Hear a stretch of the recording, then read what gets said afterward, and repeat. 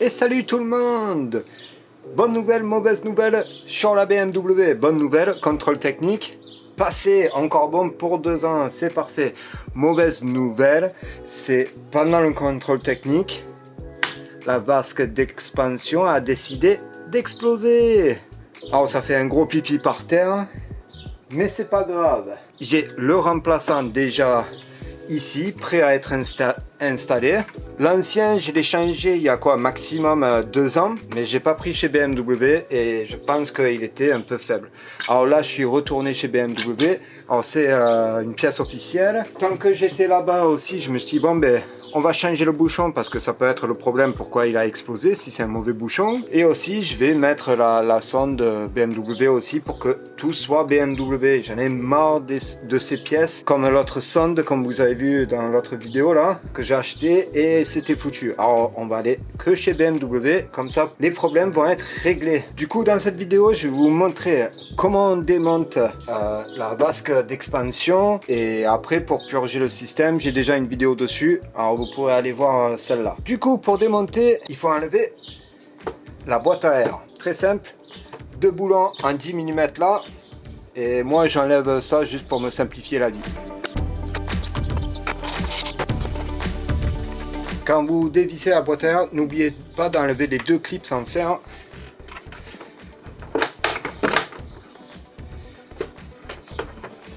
Qui se trouvent derrière la boîte à air. Et après, il y a tout qui vient un bloc. Et là on peut s'attaquer à déconnecter la vasque d'expansion sur le système de refroidissement. Ça vous pouvez l'enlever pour vous simplifier la vie. Alors moi je vais faire ça et poubelle. Là il nous faut, ah oui, si vous voulez, dans l'autre vidéo je montre comment on fait pour vider la vasque d'expansion. Il y a un tout petit vis bleu en bas. Vous dévissez, vous pourrez vider la vasque. Moi je vais pas faire ça, je vais faire un peu le gros port, ça va couler de partout, mais tant pis. Alors là il faut un tournevis plat qu'il faut insérer dans le petit creux ici et on lève jusqu'à que il se bloque. Il y en a un là et un ici. Là c'est bon. Et là vous pouvez le retirer s'il veut bien.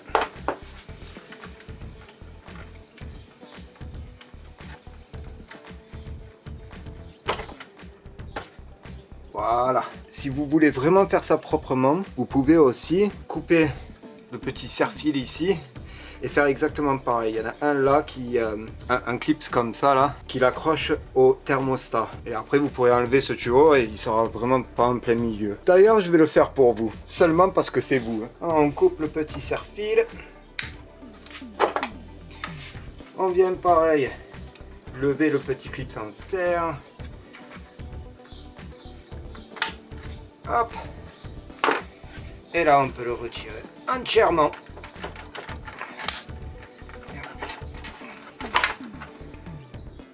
Ah, il y a un peu de saleté dans lui. Ah, il y a de l'eau aussi qui coule. Avec ça de dégager, là par contre ça va être un peu plus compliqué. Il faut plonger un peu là-dedans. Bon, je suis désolé si la mise au point et je tremble un peu, mais je vais être obligé de faire ça à la main. Alors, il y a encore ce tuyau là qu'il faut déconnecter. Là, je sais pas si vous voyez, mais c'est le même sorte de clips hein, qui est juste là. Alors pareil, il faut soulever comme ça et après vous pouvez le retirer.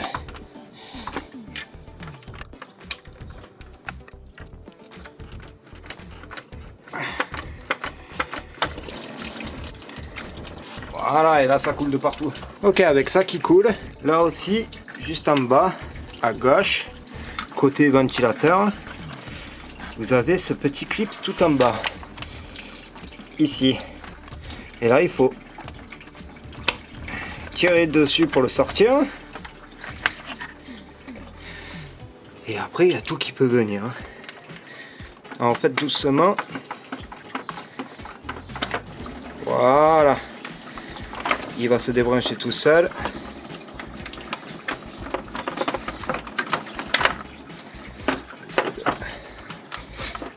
de le sortir. Parfait. Et après il y a la sonde de niveau. Alors, ne vous embêtez pas à défaire le connectique. Le plus simple c'est de l'enlever. Alors vous tournez. Il sort tout seul. Là vous pourrez enlever votre vasque. Je vais vous expliquer pourquoi il y a du scotch dessus juste après. Et après ensuite vous pourrez enlever. Ouh, ouais. Perdez pas.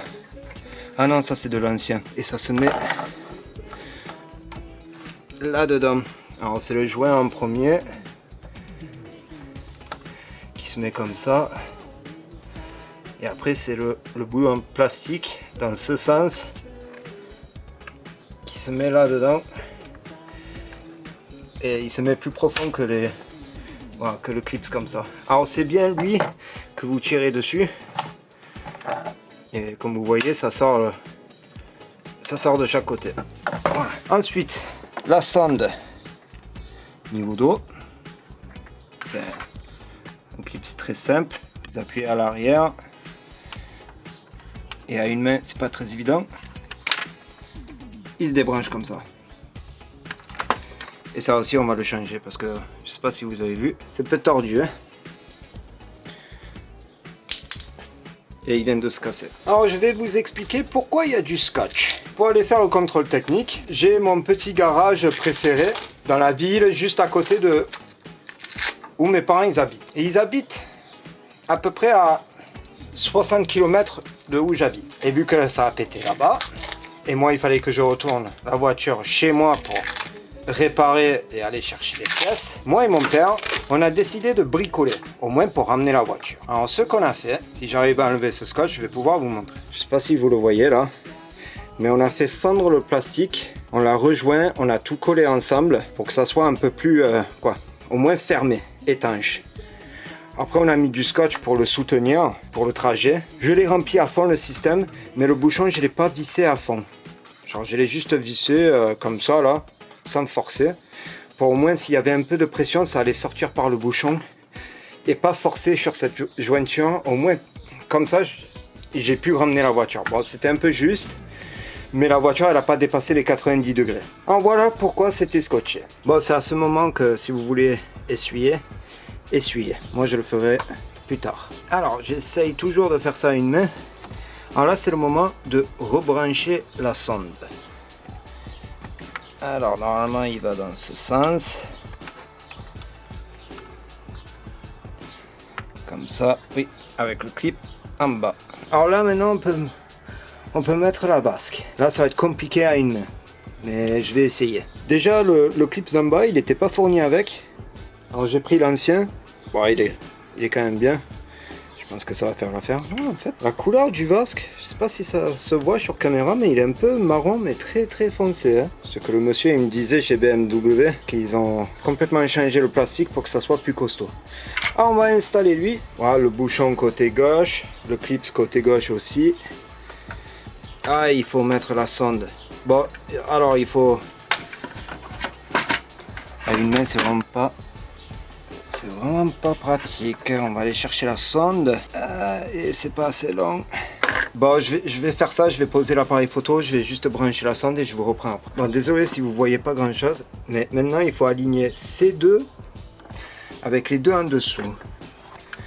Vérifiez que votre clip est sorti côté gauche. Et aussi il faut rentrer cette tige. Attends, je vais vous montrer sur l'autre. Il faut rentrer cette tige à l'avant du vasque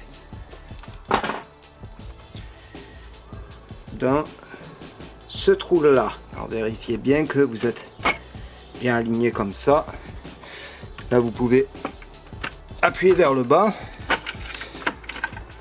sortir tous les tuyaux qui vous gênent, appuyer, bouger un peu. Et là vous pouvez vérifier si c'est bien en remettant le clip du bas. Allez, mise au point. Voilà. Et là, si vous arrivez à le retirer, il y a un problème. Voilà. comme moi. Moi c'est bon. Du coup on peut remettre ce tuyau. Ah, le clip il est rentré. Oui, attention, si les clips rentrent, il faut les ressortir ou sinon c'est pas possible de les remettre. Hein. On fait une figure magnifique avec le tournevis. Et là on peut le rebrancher. Hop. Et tac. Je peux remettre le gros. Et après on peut commencer à remplir le système. Alors plus que ce tuyau, bon après oui il y a la boîte à air à remettre, mais pour le système de refroidissement, ah, eh ben dis donc il est dur lui.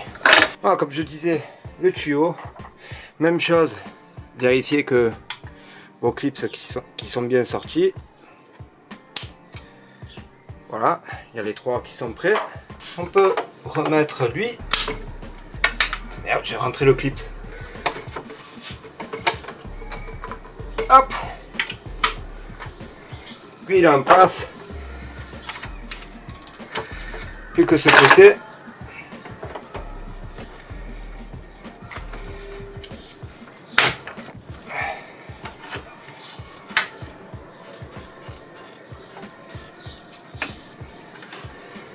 Vérifiez bien que tout est bien mis. Et voilà. Là, on peut remettre la boîte à air. Ces boulons-là, ne les serrez pas à fond tant que vous n'avez pas mis les clips en plastique là pour le truc de devant. Hein. La prise d'air, on va dire. Et aussi, il y a juste une chose qu'il faut pas oublier de remettre, que moi j'ai enlevé mais j'ai pas remis. C'est cette gaine derrière. Il y a un petit truc en caoutchouc qui vient se clipser à l'arrière de la boîte à air. Donc pour enlever, il faut penser à retirer ça. Normalement, vous ne devrez rien casser. Vous allez sentir que ça va bloquer.